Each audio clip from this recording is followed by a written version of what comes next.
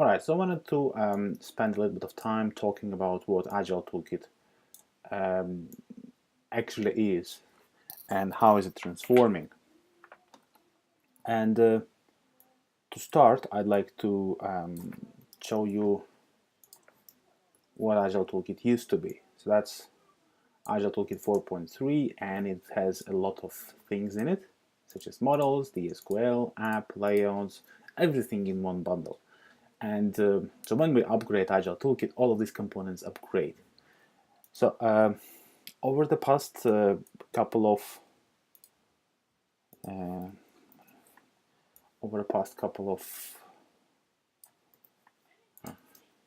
months, we have been working on a couple of new components, which is Agile Data, Agile Core, and the SQL.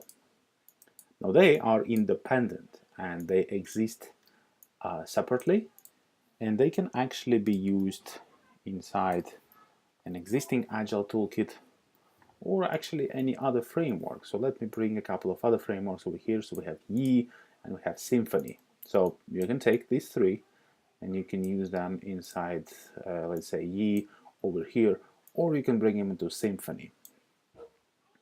Right, so they're pretty agile. You can move them anywhere, and then you get the benefit of these individual components. On the other hand, as we make a next release of Agile Toolkit, so let's talk about Agile Toolkit 4.4. Right, so it would be based off the same models mostly, yeah. So all these components will remain, except that we will also include Agile Data and Core and the SQL inside this Agile Toolkit 4.4. What's more important is the components in Agile Toolkit 4.4. All of these components will be made so they actually can work with Agile Data and Agile Core and this. So you, as a developer, you can, if you have an application which works for 4.3, it will still work inside 4.4. At the same time, I'm looking to build more stuff, and in particular, I want to build the UI. Now let me bring that in. Data.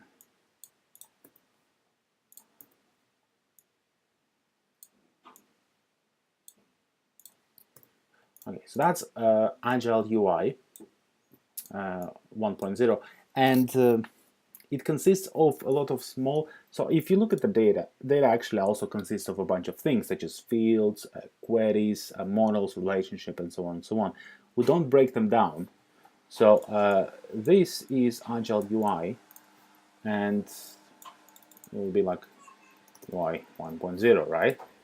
And that's what's happening inside that. So it comes with the components such as grid, form, button, and CRUDs. And what we will do is we will put that inside Agile Toolkit 4.4 as well.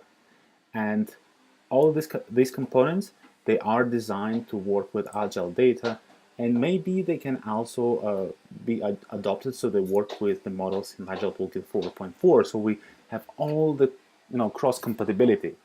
As long as you choose one model or Agile Data, whichever you're more comfortable with, they will work perfectly. And the great thing about these components is that you can actually move it from framework to another framework. And let's say you like router in E, or you like some of these components. Let's say there's a validator. Okay, so maybe you prefer validator or some other features inside the E framework, so you can move these things anywhere you go. You can start using them. So that's essentially what we're trying to do on the open source side of things.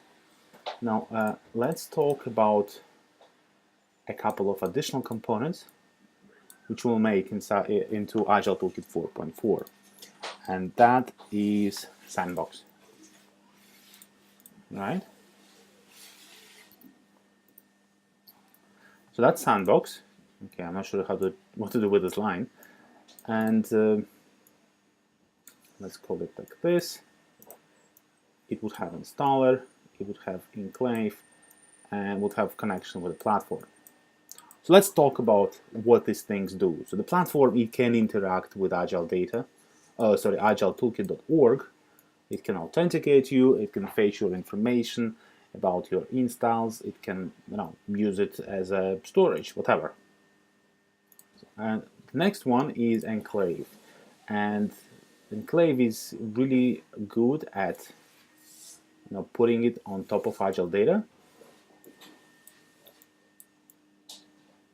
Okay, let's keep it like this. And so core data DSQL, and here comes the add-on, right? So let's talk about a third-party add-ons. So once you install Agile Toolkit 4.4, it comes with these things. So with the installer, you can communicate with the platform, find the add-on you want. Let's say there's a CMS add-on, okay, which is built by some company and by some guys, and now this needs to have some access to your application.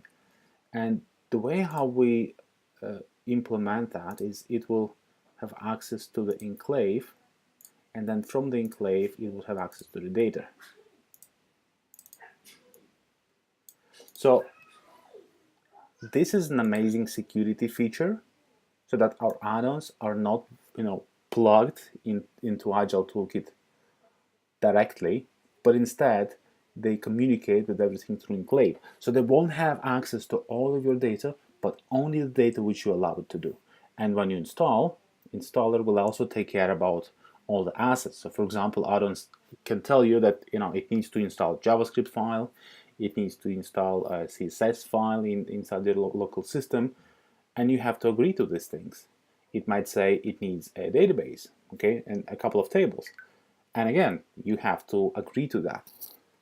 And the enclave will make sure that CMS doesn't mess up your system entirely, but it only does what it's supposed to do.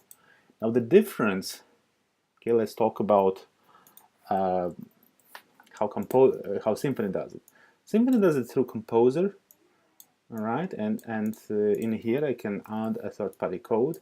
Let's say, I don't know, PayPal Pay Gateway. The difference with this between in here is that PayPal doesn't have any knowledge about your framework, no knowledge at all. And without this knowledge, it actually cannot do anything. With CMS, the situation is different. So because of this enclave, it can operate with data. It can rely that there would be access to the data.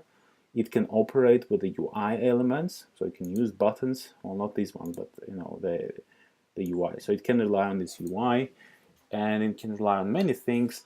And it comes with a user interface. It comes with connection to the data. So it is much higher level add-on. We're talking about something that works out of the box, which comes with a beautiful UI, which fits right into your application, and at the same time is very secure. Okay, and last, let's talk about things like Drupal and WordPress. So there are a lot of security issues reported, for example, in WordPress, but they were not in the actual application, but instead they were found in some add-ons. People install add-ons from third-party, they're not verified, and sometimes these add-ons are compromised and they have some viruses in them, so it messes up your installation. Okay, and sometimes you install something, let's say the box is hacked, and someone modifies some of those add-ons so that it's really difficult to actually spot them out.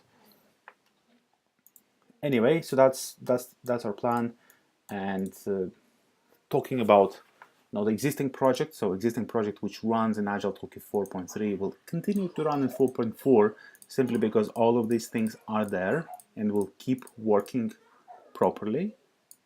But as a developer, you have a choice And the documentation will tell you how to use these elements, as opposed to the legacy one. So the legacy one will remain there. It will have documentation online. The existing book will be there, but we'll focus on perfecting the new ones and focusing on getting them polished and working very well. At the same time, if you're thinking about long-term support, so let's say you build application or Agile Toolkit 4.4 and